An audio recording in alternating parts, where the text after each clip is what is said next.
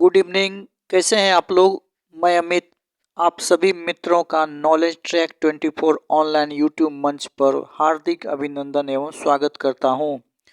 Friends, आशा करता हूं कि आप लोग अच्छे होंगे और आप लोगों की तैयारी शानदार तरीके से चल रही होगी। फ्रेंड्स, जैसा कि आप जानते हैं कि करंट अफेयर्स का सेशन अपने आप में एक इम्पोर्टेंट सेक्शन होता है।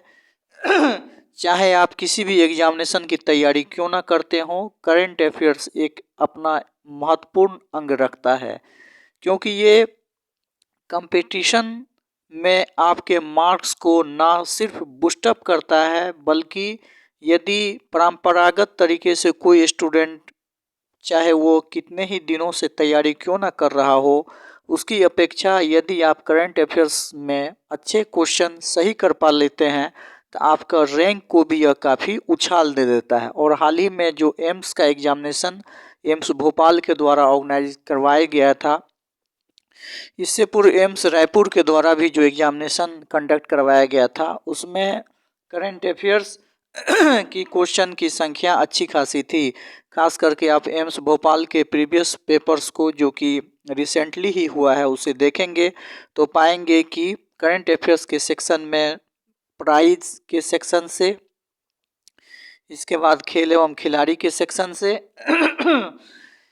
इसके बाद आपके नेशनल इंटरनेशनल नियुक्तियों से, इसके बाद चीफ मिनिस्टर से, राज्यपाल से, और अप टू डेट कहने का अर्थ है कि यदि एग्जामिनेशन अभी रिसेंटली होने वाला है तो पिछले 3 मंथ के जो भी महत्वपूर्ण करंट अफेयर्स के सेक्शन थे, चाहे वो नेशनल इंटरनेशनल लेवल के ही क्यों ना हो, वो सभी कवर करके पूछे गए थे। तो ऐसे में जो मोस्ट इम्पोर्टेंट सेक्शन है उसको इस वीडियो के अंतर्गत लाने का प्रयास किया गया है, जो कि आपके एग्जामिनेशन में सागर में गागर के समान होगा। यूँ कहिए तो काफ़ी इम्पोर्टेंट सेक्शन होगा और यह आपके एग्जामिनेशन के स्कोर को बूस्टअप करने वाला भी होगा। तो चलिए आइए देर न करते हुए हम लोग शुरू करते हैं।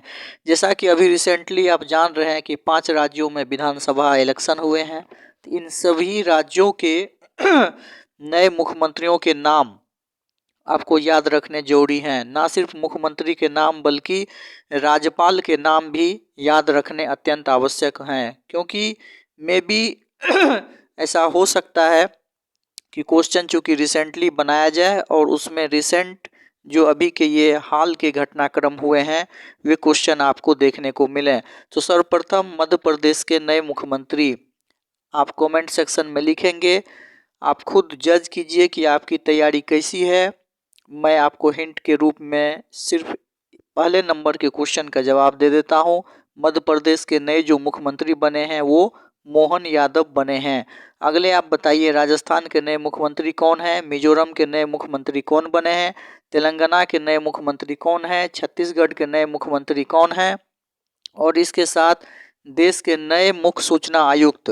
अब चलिए ये सारे मुख्यमंत्री के जो भी 5 कॉलम छोड़ दिए गए हैं वो मैंने आपके लिए छोड़े हैं, ताकि आप कमेंट सेक्शन में बताएं और ख़ुद को जज करें कि आखिर आप स्टूडेंट की रेस में कहां तक हैं, कॉम्पिटिटिव की दुनिया में आप कहां तक हैं। इस तथ्य को आप खुद जज करें।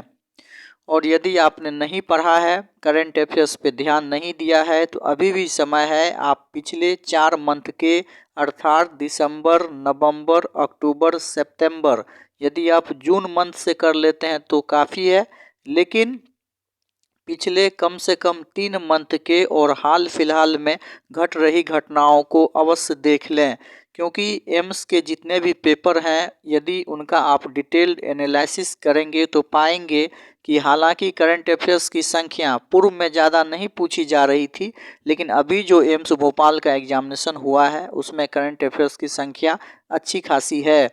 तो ऐसे में चाहे पूछें ना पूछें, लेकिन एज ए कम्पिटिटिव स्टूडेंट के नाते आपके लिए यह बेहद आवश्यक है कि आप करंट अफेयर्स के सेक्शन को ज़रूर पढ़ के जाएं।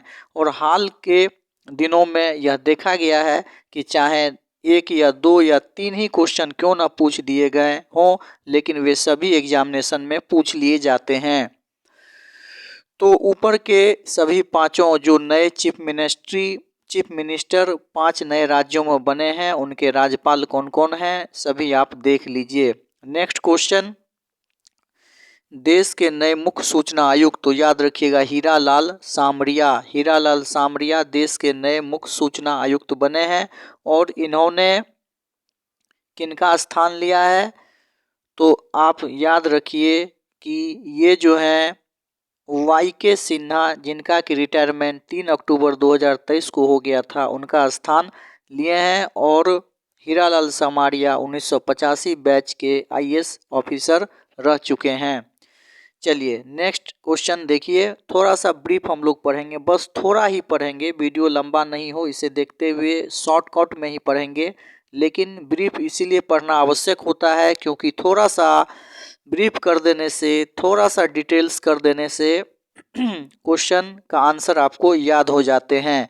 तो ऐसे में यह अत्यंत आवश्यक होता है कि थोड़ा बहुत ही लेकिन डिटेल कर लिया जाए। नेक्स्ट क्वेश्चन देखिए, बीमस्टेक के नए महासचिव, मोस्ट BVI है, बीमस्टेक के जो नए महासचिव हैं वो इंद्रमणि पांडे जी बने हैं। संयुक्त राष्ट्र के जेनेवा में इसका कार्यालय है और इसमें भारत के अस्थायी प्रतिनिधि के रूप में जो रह रहे थे, जिनका कि नाम इंद्रमणि पांडे जी था, वे बीमस्टेक के नए महासचिव नियुक्त किए गए थे। इससे पूर्व बीमस्टेक के महासचिव तेंजिन लोकफेल थे। बीमस्टेक का फुल फॉर्म आपको याद रहना चाहिए एज ए कॉम्पिटिटिव स्टूडेंट के नाते। बीमस्टेक का full form bay of Bengal initiative for multi sectoral technical and economic operation होता है। फिलहाल अगर आप उतना याद नहीं रख पाते हैं तो सिर्फ मेन पॉइंट्स को देखिए, मैंने चर्चा के क्रम में बस बीमस्टेक का फुल फॉर्म आपको बताया था। यह एग्जामिनेशन में नहीं पूछा जाएगा कि बीमस्टेक का फुल फॉर्म क्या है, बस आपको जानने चाहिए। समय कम है इसीलिए इन बातों पे ध्यान ना दें, सिर्फ मेन पॉइंट्स जो है उसे आप नोट करें और उसको याद करते जाएं।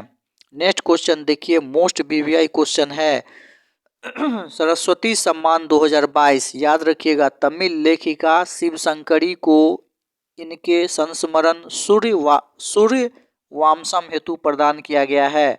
सूर्य वामसम हेतु तमिल लेखिका शिवशंकरी को जो है वर्ष 2022 का सरस्वती सम्मान प्रदान किया गया है। और सरस्वती सम्मान के बिरला फाउंडेशन के साहित्य क्षेत्र का सर्वोच्च सम्मान होता है, जिसमें प्रशस्ति पत्र के साथ साथ 15 लाख की राशि विजेता को दी जाती है।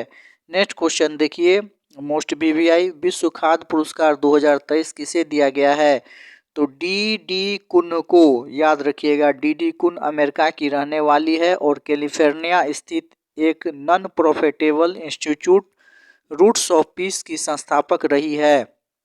तो विश्व खाद्य पुरस्कार 2023 अमेरिका की डी कुन को दिया गया है। और अमेरिका की डी कुन जो है वो रूट्स ऑफ पीस की संस्थापक हैं और युद्ध प्रभावित क्षेत्र में कृषि को बढ़ावा देने के लिए विगत 25 वर्षों से कार्यरत कर रही हैं और अपना योगदान भी दे रही हैं। इससे पूर्व इन्हें वाइस फॉर माइंस के लिए जो है सर्वश्रेष्ठ कार्य करने हेतु विशेष उपलब्धि प्राप्त हुई थी। देखिए फ्रेंड्स, हम लोग चूँकि BPSC UPSC का प्रिपरेशन करते हैं, इसीलिए इन सारे जो भी करंट सेक्शन है उससे अपडेट्स रहते हैं। लेकिन चूँकि यह एग्जामिनेशन UPSC BPSC लेवल का नहीं है, तो इसमें जो आपको करंट पूछे जाएंगे वो टू दी पॉइंट पूछे जाएंगे। लेकिन चर्चा के क्रम में चूँकि मुझे याद है इसीलिए मैं इसका डिटेल्ड कर दे रहा हूँ। नेक्स्ट क्वेश्चन, मोस्ट BVI, जो कि आपके स्क्रीन पे 10 नंबर दिख रहा है, ऑपरेशन विजय का संबंध किससे है। बिल्कुल एकदम पूछने लायक क्वेश्चन है, याद रखिएगा किसी भी एग्जामिनेशन में यह पूछा जा सकता है। फ्रेंड्स, यह ना समझें कि बस एम्स का एक CRE का जो एग्जामिनेशन है वही आपका लास्ट लक्ष्य है। यदि आप पढ़ाई लिखाई से जुड़े हुए हैं तो बहुत सटीक और अच्छे चैनल पे पहुंचे हैं। पहली बार आए हैं, पहली बार देख रहे हैं तो चैनल को सब्सक्राइब जरूर करें, इससे आपका खुद का फ़ायदा होगा। आप जो है करेंट अफेयर्स के साथ साथ जीके जनरल के भी टिप्स एवं ट्रिक्स, मैथ एवं रीजनिंग के साथ साथ इंग्लिश के भी नए ट्रिक्स सीखेंगे जो कि खुद यूनिक होगा और एज ए स्टूडेंट के नाते आपको काफ़ी प्रॉफिट करेगा। तो ऑपरेशन विजय की हम लोग चर्चा कर रहे थे, याद रखिएगा ऑपरेशन अजय की हम लोग चर्चा कर रहे थे। यहाँ मिस्टेक से विजय लिख दिया गया है, आप इसे अजय पढ़िएगा। ऑपरेशन अजय जो है उसका संबंध आपको इजराइल हमास युद्ध के दौरान इजराइल में फंसे भारतीय नागरिकों की सुरक्षित स्वदेश वापसी हेतु से है। तो याद रखिएगा ऑपरेशन अजय, गलती से विजय है इसे इग्नोर करें, ऑपरेशन अजय। देखिए यही फ़ायदा होता है पढ़ने से कि अगर आप पढ़े हुए होते हैं, आपको जानकारी होती है, तो कहीं गलत भी लिखा है न्यू करंट सेक्शन में तो आप उसे सुधार कर लेते हैं। ऑपरेशन विजय तो आप जानते ही होंगे, कारगिल युद्ध से संबंधित है जो कि आपको भारत और पाकिस्तान का जो कारगिल युद्ध हुआ था उसका रिलेशन ऑपरेशन विजय से है। लेकिन ऑपरेशन अजय जो है अभी रिसेंट में चला था। ऑपरेशन अजय अगर पूछा जाएगा तो याद रखिएगा इजराइल हमास युद्ध से यह रिलेटेड है, जिसमें कि आपको भारतीय नागरिकों की सुरक्षित स्वदेश वापसी के लिए ऑपरेशन अजय की शुरुआत भारत सरकार के द्वारा की गई थी और इसमें लगभग 1200 इच्छुक भारतीयों को विशेष चार्टर विमानों के द्वारा सुरक्षित रूप से भारत लाया गया था। इससे पूर्व आपको 2-3 और ऑपरेशन याद रख लीजिए, काफ़ी बेनिफिशियल होंगे। सबसे पहला है ऑपरेशन गंगा। तो आपने पढ़ा होगा ऑपरेशन गंगा भारत सरकार द्वारा चलाया गया था और यह रूस यूक्रेन युद्ध के दौरान यूक्रेन में फंसे भारतीयों की स्वदेश वापसी के लिए चलाया गया था। ठीक इसी प्रकार से सूडान में फंसे भारतीयों की वापसी के लिए अप्रैल 2023 में ऑपरेशन कावेरी चलाया गया था और सीरिया तुर्की भूकंप में फंसे लोगों की निकासी के लिए फरवरी 2023 अर्थात इसी वर्ष ऑपरेशन दोस्त चलाया गया था। और कोरोना महामारी के दौरान कौन सा ऑपरेशन चलाया गया था आप बताइए। यदि याद नहीं है तो मैं बता दूं, कोरोना महामारी के दौरान ऑपरेशन वंदे भारत को लॉन्च किया गया था।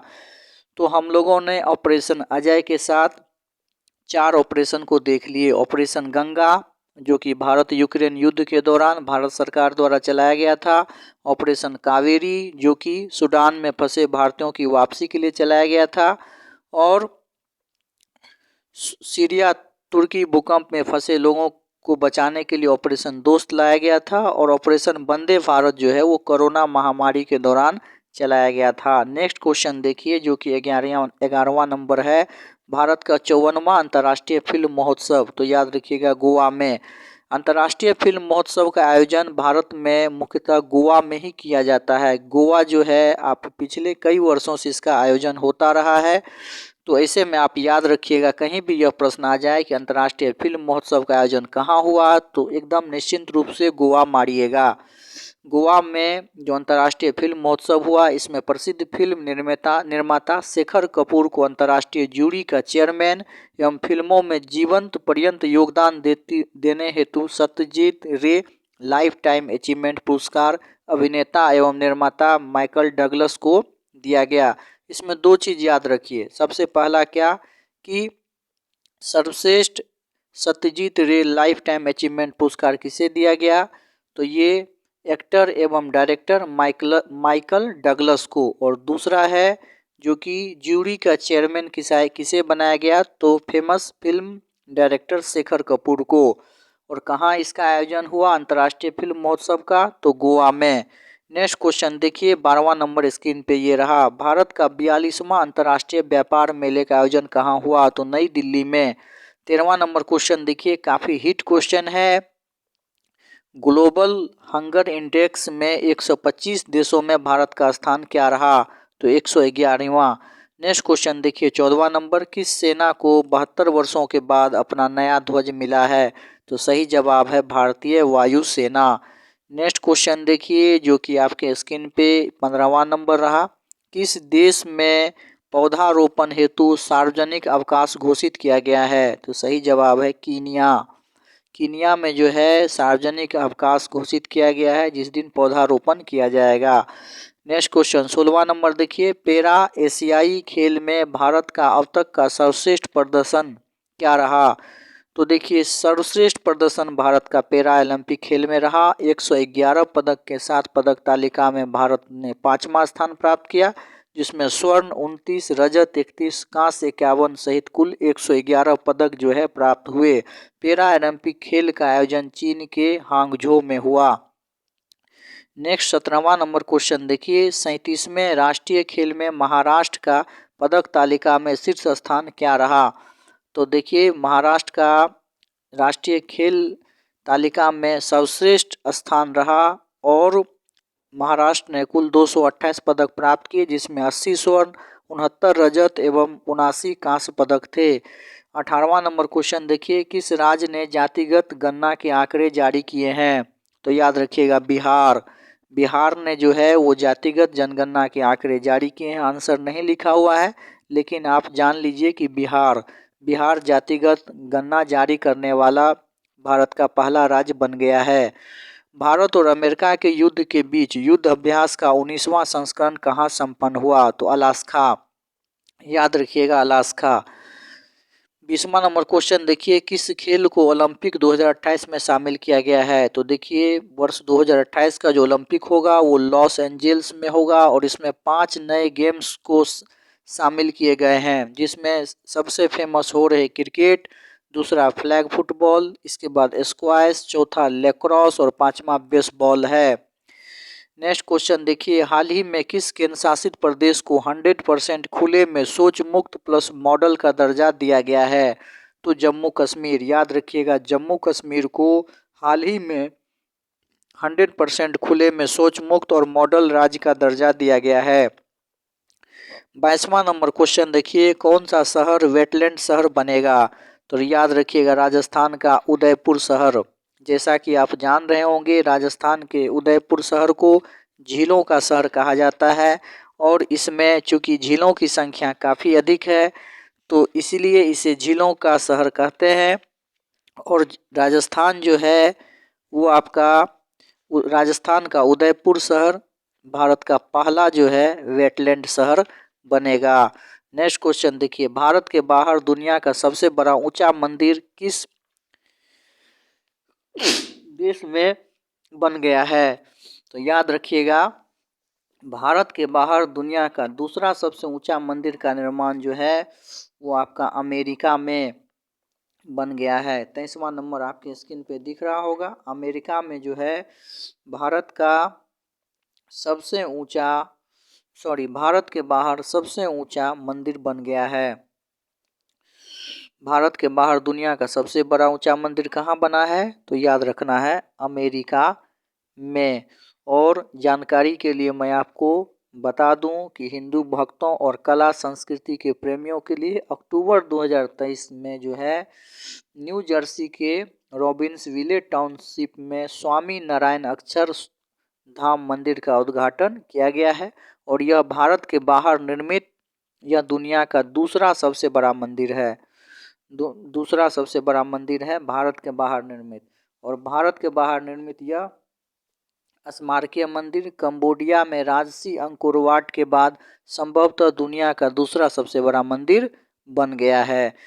नेक्स्ट क्वेश्चन देखिए, जो कि नोबेल प्राइज से है। नोबेल प्राइज जो है काफ़ी हिट सेक्शन होता है और इसमें कई बार प्रश्न जो है पूछ लिए जाते हैं। तो शांति का नोबेल पुरस्कार याद रखिएगा, नरगिस मोहम्मदी को।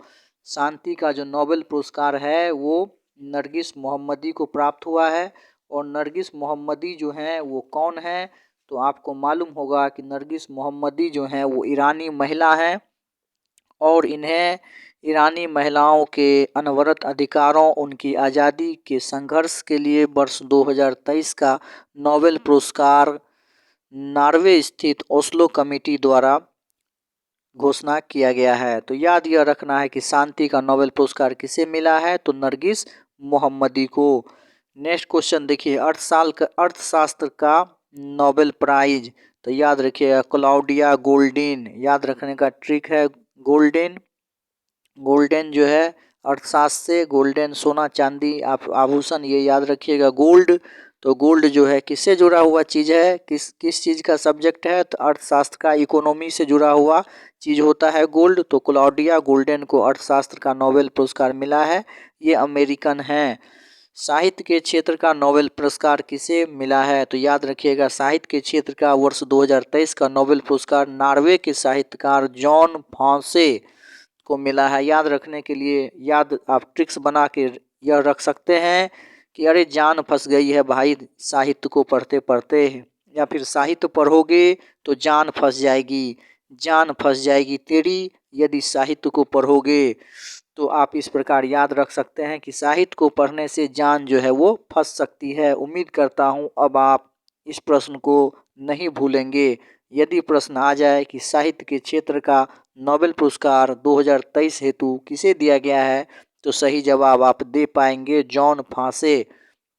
याद रखिएगा ये नॉर्वे के साहित्यकार हैं और इनको इनके नाटक एवं गद्य के लिए यह पुरस्कार जो है दिया गया है। नेक्स्ट क्वेश्चन काफ़ी हिट क्वेश्चन है, आपके स्क्रीन पे दिख रहा होगा। 27वां नंबर क्वेश्चन, 53वां दादा साहेब फाल्के पुरस्कार किसे दिया गया है, तो याद रखिएगा 53वां दादा साहेब फाल्के पुरस्कार जो है बीते वर्ष की जानी मानी अभिनेत्री एवं नृत्यांगना वहीदा रहमान को दिया गया है।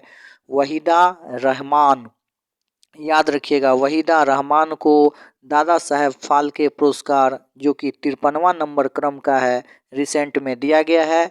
26 सितंबर 2023 को उन्हें मिला था और यह सिनेमा जगत का भारत में सर्वोच्च सम्मान है, जिसे कि 69वें राष्ट्रीय फिल्म पुरस्कार वितरण के दौरान दिया गया। तो यदि आप इतना याद नहीं रख पाते हैं तो सिर्फ यह याद रखें कि सिनेमा जगत का सर्वोच्च दादा साहेब फाल्के पुरस्कार वर्ष 2023 में किसे दिया गया, तो वह जो है वहीदा रहमान को दिया गया और इसके अंतर्गत एक स्वर्ण कमल के साथ 10 लाख की राशि विजेता को दी जाती है।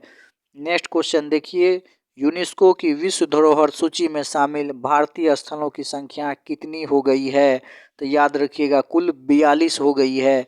इससे पूर्व जो है वो 40 था, लेकिन अभी रिसेंट में 2 स्थल इसमें जुड़ गए हैं, जिसमें एक रविन्द्रनाथ टैगोर द्वारा स्थापित पश्चिम बंगाल का शांति निकेतन और दूसरा होयसल जो कि कर्नाटक में स्थित है पवित्र मंदिर समूह, ये दोनों जुड़ गए हैं, जिसमें कि आपका सोमनाथपुर और हलेबीड जिसे कि होयसल मंदिर कहा जाता है, तो होयसल का मंदिर समूह और शांति निकेतन दोनों को जुड़ने से यूनेस्को की विश्व धरोहर सूची में कुल भारतीय स्थलों की संख्या 42 हो गई है। तो फ्रेंड्स, उम्मीद करता हूँ कि आपको अब इस बात का पूरी तरह से पता चल गया होगा कि आखिर किस प्रकार के प्रश्न जो हैं पूछे जा सकते हैं। चलिए कुछ प्रश्न को हम लोग और चर्चा कर लेते हैं। आप बस सुनते जाइएगा, मैं बोलते जाता हूँ, क्योंकि इससे क्या होगा कि टाइम का भी बचत होगा और आप सुन करके भी याद रख सकते हैं। हाल ही में किस राज्य सरकार के द्वारा गंगा डॉल्फिन को राज्य का जलीय जीव घोषित किया गया है, तो याद रखिएगा उत्तर प्रदेश के द्वारा। उत्तर प्रदेश के द्वारा जो है मुख्यमंत्री योगी आदित्यनाथ ने गंगा डॉल्फिन को जो है राज्य का जलीय जीव घोषित किया है। इससे पूर्व गंगा डॉल्फिन को यूपी गवर्नमेंट के द्वारा मेरी गंगा मेरी डॉल्फिन 2023 अभियान का शुभारंभ किया गया था, जिसका उद्देश्य वन्यजीव संरक्षण, पर्यावरण संरक्षण, नदियों और तालाबों को शुद्धता बनाए रखना था। तो याद रखना है कि गंगा डॉल्फिन को राज्य का जलीय जीव किस राज्य ने घोषित किया, तो उत्तर प्रदेश। एक और क्वेश्चन देखिए, आप याद रखिए, धोर्डो जो है किस राज्य का एक गांव है जिसे कि UNWTO द्वारा सर्वश्रेष्ठ पर्यटक गांव घोषित किया गया है, तो याद रखिएगा गुजरात का जो है गांव जिसका कि नाम है धोर्डो, और इसे विश्व पर्यटन संगठन United nation world tourism UNWTO के द्वारा 54 पर्यटक गांवों की सूची में सर्वश्रेष्ठ गांव चुना गया है। अगला क्वेश्चन, आप बताइए कि MS गिल जिसका कि हाल ही में निधन हो गया, उनका संबंध किससे रहा था? तो MS गिल जो है वो पूर्व मुख्य सूचना आयुक्त थे। अगला क्वेश्चन आप एक और जान लीजिए, किस राज्य में 418 फुट की देश की सबसे ऊंचे राष्ट्रीय ध्वज को फहराया गया? तो पंजाब में। याद रखिएगा, पंजाब में 418 फुट के ऊंचे देश की सबसे ऊंचे राष्ट्रीय ध्वज को फहराया गया। हाल ही में कितने राज्यों के लिए विधानसभा चुनाव हेतु घोषणा की गई? तो मैंने प्रारंभ में ही बताया, 5 राज्य। एक और क्वेश्चन बताइए, मोहम्मद मुइज़्ज़ू जो है किस देश के नए राष्ट्रपति बने हैं? तो मालदीव। याद रखिएगा, मोहम्मद मुइज़्ज़ू मौ से ही है और मालदीव का अक्षर भी मौ ही है। तो मालदीव के नए राष्ट्रपति कौन बने? तो मोहम्मद मुइज़्ज़ू। इसके बाद ग्लोबल हंगर इंडेक्स तो आपको बता ही दिया मैंने कि उसमें जो है 111वां रैंक इंडिया को मिला है। अगला क्वेश्चन एक और जान लीजिए, संयुक्त राष्ट्र संघ में भारत के नए राजदूत कौन बने हैं? तो अरविंदम बागची। याद रखिएगा, संयुक्त राष्ट्र संघ में भारत के नए राजदूत कौन बने? तो अरिंदम बागची। 19वें एशियाई खेल का आयोजन कहाँ हुआ? तो चीन में। याद रखिएगा, 19वें एशियाई खेल 2023 का आयोजन कहाँ किया गया? तो चीन में। ऑपरेशन अजय जो है कहाँ शुरुआत किया गया, किस देश में फंसे भारतीयों को लाने के लिए? तो इजराइल। ये हम लोगों ने चर्चा कर लिया। इसके बाद एक क्वेश्चन और आप बताइए, सरस्वती सम्मान 2022 का किसे प्रदान किया गया है? तो शिव शंकरी को। अभी जस्ट हम लोगों ने इस प्रश्न को देखा। तो आपने देखा कि करंट अफेयर्स के सेशन में नेशनल इंटरनेशनल के साथ साथ जो प्रमुख रिसेंटली घटनाक्रम घटे हैं उसे जो है याद रखना काफ़ी ज़रूरी है। दुनिया का सबसे बड़ा दूसरा मंदिर कहाँ बन रहा है? तो अमेरिका में। चलिए एक क्वेश्चन बताइए, नरेंद्र मोदी ने पुरानी संसद भवन को क्या नया नाम दिया है? तो संविधान सदन। याद रखिएगा, नरेंद्र मोदी के सुझाव पे लोकसभा के अध्यक्ष ओम बिरला ने पुरानी संसद भवन का नाम संविधान सदन रखने का निर्णय लिया है। अगला एक क्वेश्चन बताइए जो कि काफ़ी हिट क्वेश्चन है कि किस राज्य ने हाल ही में अमृत वृक्ष आंदोलन 2023 शुरू किया है? तो 2023 में यह अमृत वृक्ष आंदोलन असम के द्वारा शुरू किया गया है। नेक्स्ट क्वेश्चन बताइए, वर्ष 2023 का नॉर्मन बोरलॉग फील्ड अवार्ड किसे दिया गया? तो स्वाति नायक को। फिर अगला क्वेश्चन याद रखिएगा, रेलवे बोर्ड की पहली महिला अध्यक्ष कौन बनी है? तो जया वर्मा सिन्हा। नेक्स्ट क्वेश्चन आप फिर याद रखिए, मिस अर्थ इंडिया 2023 का अवार्ड किसे प्रदान किया गया है? तो प्रियन सेन को। नॉर्मन बोरलॉग फील्ड अवार्ड 2023 किसे दिया गया? तो स्वाति नायक को। हम लोगों ने यह पढ़ लिया। शांति स्वरूप भटनागर पुरस्कार किसे दिया गया है वर्ष 2023 हेतु? तो देखिए, ये दीपमन गांगुली, अश्वनी कुमार, मदिका सुब्बा रेड्डी, इन सारे व्यक्तियों को दिया गया है। अगला एक काफ़ी चर्चा का क्वेश्चन था, विश्वनाथ घाट किस राज्य में स्थित है जिसे भारत का सर्वोच्च पर्यटन गांव के रूप में घोषित किया गया है? तो ये असम में स्थित गांव है। एक क्वेश्चन बताइए जो कि चंद्रयान से रिलेटेड है। हाल ही में मिशन चंद्रयान 3 जो है शुरुआत किया गया था। तो मिशन चंद्रयान 3 जो प्रोजेक्ट था उसमें महत्वपूर्ण भूमिका निभाने वाले एक साइंटिस्ट का हाल ही में निधन हो गया है। तो उसका नाम क्या है? तो देखिए, एन वलारमथी। उनका नाम जो है एम वलारमथी। नेक्स्ट क्वेश्चन आपको एक और याद रख लीजिए, भारत के पहले लाइट हाउस महोत्सव का आयोजन कहाँ हुआ? तो गोवा में। याद रखिएगा, गोवा में जो है लाइट हाउस महोत्सव का आयोजन हुआ। इसके बाद 71वां संस्करण मिस वर्ल्ड 2023 का आयोजन कहाँ हो रहा है? तो जम्मू कश्मीर में। एक योजना से क्वेश्चन रिसेंटली देख लीजिए, आपने एम्स भोपाल का करंट अफेयर्स का सेक्शन देखा होगा तो पाया होगा उसमें योजना से संबंधित 2-3 प्रश्न पूछे गए थे। तो PM विश्वकर्मा योजना की शुरुआत याद रखिएगा 17 सितंबर 2023 को विश्वकर्मा पूजा जो कि जनरली 17 सितंबर को ही मनाया जाता है, उसी दिन 17 सितंबर 2023 को प्रधानमंत्री नरेंद्र मोदी के द्वारा PM विश्वकर्मा योजना की शुरुआत की गई है। अगला क्वेश्चन आप एक बताइए, भारत को किस देश से पहला C-295 ट्रांसपोर्ट विमान मिला है? तो स्पेन से। नेक्स्ट क्वेश्चन बताइए, तूफान डेनियल जो है, डेनियल किस देश में भारी तबाही मचाया था? तो लीबिया में। याद रखिएगा, लीबिया में जो है डेनियल नामक तूफान जो है काफ़ी तबाही मचाया था। मोस्ट इम्पोर्टेंट एक क्वेश्चन बताइए, वर्ष 2023 में स्वच्छ वायु सर्वेक्षण कौन सा नगर जो है इसमें शीर्ष रहा? तो इंदौर। एक क्वेश्चन बताइए, सिंगापुर के नए राष्ट्रपति कौन बने हैं? तो थरमन सन मुगरनम। याद रखिएगा, मुर्गा के नाम पे इसको जोड़ दीजिए, मुगरनम। थरसन मुगरनम सिंगापुर के नए राष्ट्रपति बने हैं। 37वां राष्ट्रीय खेल का आयोजन कहाँ हुआ? तो गोवा में। एशिया कप क्रिकेट 2023 का विजेता कौन बना? तो भारत श्रीलंका को हराकर एशिया कप पूछा जा रहा है। वहीं वर्ल्ड कप 2023 पूछ दिया जाए तो आप जान रहे हैं, रोहित शर्मा के कैच चूँकि ऑस्ट्रेलिया ने बिल्कुल ही सही तरीके से पकड़ लिया था और सही समय में पकड़ लिया था, इसीलिए वर्ल्ड कप 2023 का विजेता ऑस्ट्रेलिया बना और उपविजेता भारत हुआ। चलिए नेक्स्ट क्वेश्चन एक और आप देख लीजिए, और यह क्वेश्चन मैं उम्मीद करता हूँ आप जानते होंगे। अभी हम लोगों ने चर्चा भी किया, जो स्वच्छ वायु सर्वेक्षण में इंदौर जो है शीर्ष स्थान पर रहा है।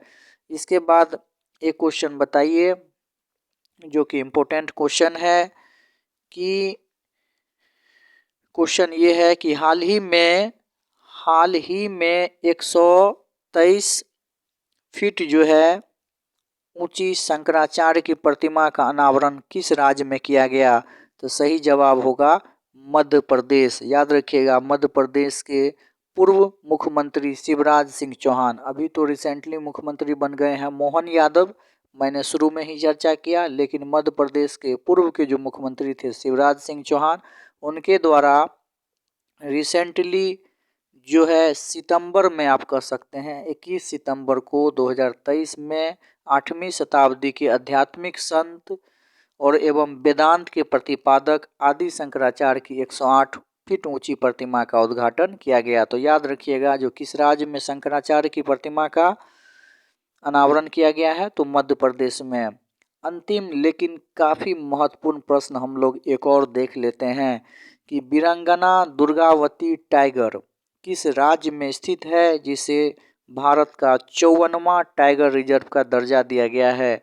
तो सही जवाब होगा मध्य प्रदेश। याद रखिएगा, वीरांगना दुर्गावती टाइगर रिजर्व यह जो है भारत के मध्य प्रदेश में स्थित एक टाइगर रिजर्व है, और यह भारत का 54वां टाइगर रिजर्व, लेकिन मध्य प्रदेश का अगर पूछ लिया जाए तो 7वां टाइगर रिजर्व है, और इसे जो है देश में सबसे ज़्यादा बाघ वाला राज्य मध्य प्रदेश में स्थापित किया गया है।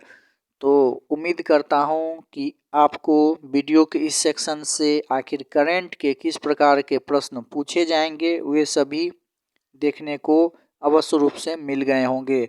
देखिए फ्रेंड्स, करंट में यह नहीं कहा जा सकता है कि अभी रिसेंटली हम लोगों ने जो पूछा वे ही एग्जामिनेशन में पूछ दिए जाएंगे, लेकिन इतना डेफिनेट है कि यदि आप पिछले 6 मंथ के करंट के सेक्शन को पढ़े हुए होते हैं तो निश्चित रूप से यदि करंट पूछा जाता है तो उसमें आप बाजी मार सकते हैं, क्योंकि जनरली एग्जामिनेशन में जो रिसेंटली करंट होता है वो हर स्टूडेंट को याद होता है, और यदि ओल्ड का पूछा जाता है, पुराना पूछा जाता है, टफ पूछा जाता है तो वो सबके लिए टफ होता है, वो सबके लिए भारी होता है। लेकिन चूँकि रिसेंटली जो करंट होते हैं वो आपसे मिस्टेक नहीं होने चाहिए, जो कि हाल के क्रम में घटना घटे हैं उससे आप ज़रूर रूबरू हो जाइए। समय चूँकि काफ़ी कम है, ऐसे में नए चीज़ों को तो आप पढ़ने से थोड़ा सा बचिए, लेकिन समय काफ़ी कम दिया गया है इस एग्जामिनेशन हेतु, इसीलिए मजबूरी है कि आपको पढ़ना होगा। और वैसे भी करंट अफेयर्स के सेक्शन को आप 3-4 घंटे अगर दे देंगे तो मेन महत्वपूर्ण करंट अफेयर्स जो हैं वो तो आप निश्चित रूप से कर ही सकते हैं। तो उम्मीद करता हूँ कि इस प्रकार के करंट अफेयर्स अब आप तैयार करेंगे, रिसेंटली आप सितंबर से लेकर के टिल द डेट तक जो भी है उस करेंट्स को देख लीजिए। चलिए फ्रेंड्स, मिलेंगे नेक्स्ट वीडियो में, तब तक के लिए धन्यवाद। जय हिंद, जय भारत, आपका दिन शुभ हो।